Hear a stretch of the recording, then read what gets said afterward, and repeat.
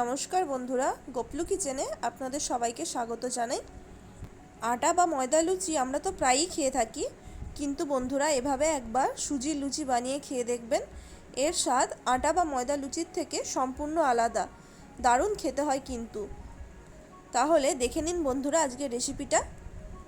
প্রথমে আমি একটি ফ্রাইং প্যানে 1 টিস্পুন ঘি দিয়ে দেব। এরপর ঘিটা গলে গেলে ওর মধ্যে 1 কাপ সুজি দিয়ে দেব। আমি এখানে 150 গ্রামের মতো সুজি নিয়েছি। এবার এই সুজিটা লো ফ্লেমে রেখে 1 মিনিটের মতো নাড়াচাড়া করতে হবে, যেন সুজিটা লাল না হয়ে যায়। ভালো করে ভেজে নিতে হবে যাতে ঘিটা সমস্ত সুজির মধ্যে ভালো মতো মিশে যায়, আর সুজিটা যেন একদমই না লাল হয়। 1 মিনিট ধরে সুজিটা ভেজে নেওয়ার পর ওর মধ্যে 2 কাপ জল দিয়ে দেব।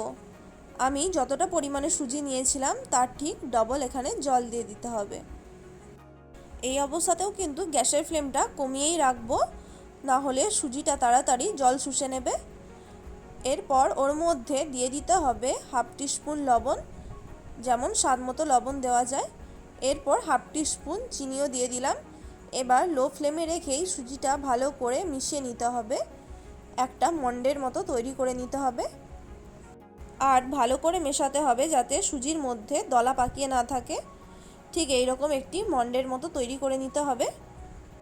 দেখুন বন্ধুরা, আমি একটু তুলে দেখিয়ে দিচ্ছি, হাতেও একটুও লেগে যাচ্ছে না, ঠিক এই রকম দলা পাকানো যাচ্ছে। এবার এটিকে একটি পাত্রে ঢেলে নিতে হবে। সুজিটা কিন্তু গরম অবস্থাতেই মেখে নিতে হবে, বেশিক্ষণ ঠান্ডা করলে চলবে না। মোটামুটি 1 মিনিটের মতো রেস্ট করে নেওয়ার পরই সুজিটা মেখে নিতে হবে।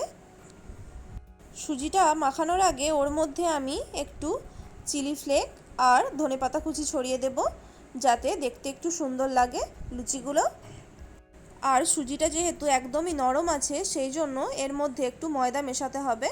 আমি এখানে 1 কাপ ময়দা মেশাবো, না হলে সুজিটা একদমই আঠালো হয়ে থাকবে।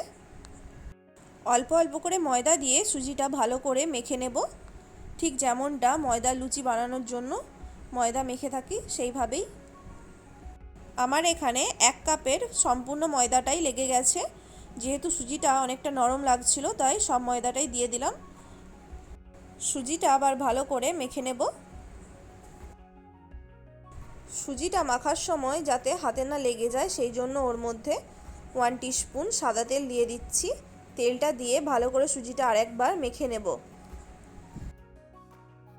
কিছুক্ষণ মেখে নেওয়ার পর দেখুন বন্ধুরা, সুজিটা আর হাতে লেগে যাচ্ছে না, একদম পারফেক্ট মাখানো হয়ে গেছে।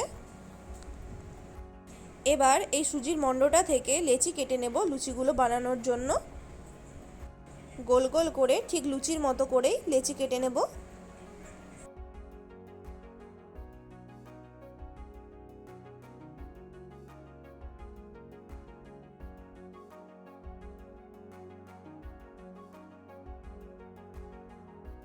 সমস্ত লেচি করা হয়ে গেছে, এবার এগুলিকে বেলে নিতে হবে।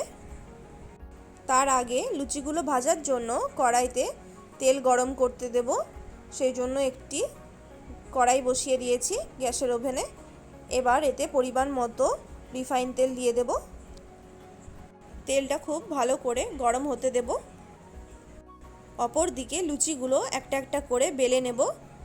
বেলন চাকির ওপর একটু তেল বুলিয়ে নিচ্ছি, যাতে লুচিগুলো বেলার সময় না লেগে যায়।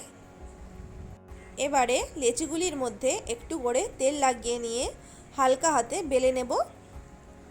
খুব বেশি প্রেস করে বেললে হবে না, হালকা হাতে লুচিগুলি বেলে নিতে হবে। এই সুজির লুচিগুলি খেতে যেমনই টেস্টি হয়, তেমনই নরম তুলতুলে হয় কিন্তু। এই সুজির লুচিগুলো এতটাই নরম তুলতুলে হয় যে একবার খেলে বারবার খেতে ইচ্ছে হবে। দেখুন বন্ধুরা, 2 থেকে 3টে লুচি বেলে নিয়েছি। এবার এগুলিকে ভেজে নেব। এদিকে তেল খুব ভালো মতো গরম হয়ে গেছে, লুচিগুলি এবার ভেজে নেব। লুচিগুলি তেলের মধ্যে দেওয়ার পর তেলের ওপর এরকম ভেসে উঠলে ছান্তা দিয়ে একটু চেপে দিতে হবে, তাহলে লুচিগুলো একদম বলের মতো গোল হয়ে যাবে। দেখুন বন্ধুরা, আমি এইভাবে একটু চেপে চেপে দিচ্ছি যাতে লুচিগুলো গোল হয়ে যায়। দেখতেই পাচ্ছেন কত সুন্দর গোল হয়ে ফুলে গেছে। দুদিকটা হালকা লাল হয়ে গেলে এবার এগুলিকে তেল থেকে ছেঁকে তুলে নিতে হবে।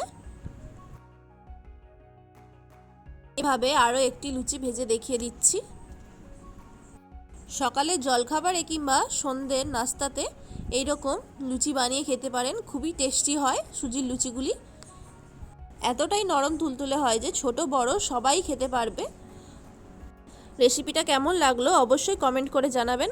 ভালো লাগলে অবশ্যই বাড়িতে এইভাবে লুচি বানিয়ে খেয়ে দেখবেন। আর রেসিপিটা ভালো লাগলে একটি লাইক করে দেওয়ার অনুরোধ রইল। ভালো থাকবেন, সুস্থ থাকবেন। রেসিপিটা সম্পূর্ণ দেখার জন্য অসংখ্য ধন্যবাদ।